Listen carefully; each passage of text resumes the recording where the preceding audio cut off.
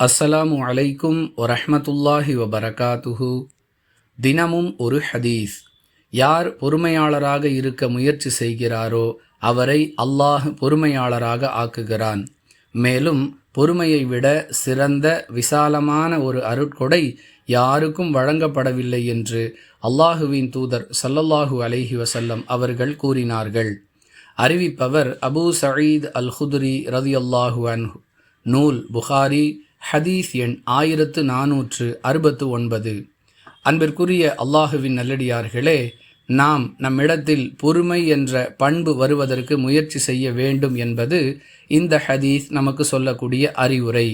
யாரிடம் பொறுமை வந்துவிட்டதோ அவர் சிறந்த விசாலமான ஒரு அருட்கொடையை பெற்றுக்கொண்டார் என்ற சுப செய்தியும் இந்த ஹதீஸில் சொல்லப்பட்டிருக்கிறது. நாங்களும் எப்படியாவது பொறுமையாளராக ஆகுவதற்கு முயற்சி செய்கிறோம், ஆனால் முடியவில்லை என்று பலர் புலம்புவதை கேட்டிருக்கலாம். அன்பிற்குரியவர்களே, நம்முடைய முயற்சி முறையானதாக இருந்தால் நிச்சயம் பொறுமை என்ற இந்த பண்பு நம்மிடம் வந்துவிடும் என்பதில் சந்தேகமில்லை. அல்லாஹுவிடம் உதவி தேடுவோம், முயற்சிப்போம், பொறுமையாளர்களாக மாறுவோம். வாஹிரு தஅவானா அனில் ஹம்துலில்லாஹி ரப்பில் ஆலமீன். அஸ்ஸலாமு அலைக்கும் வரஹ்மத்துல்லாஹி வபரகாத்துஹு.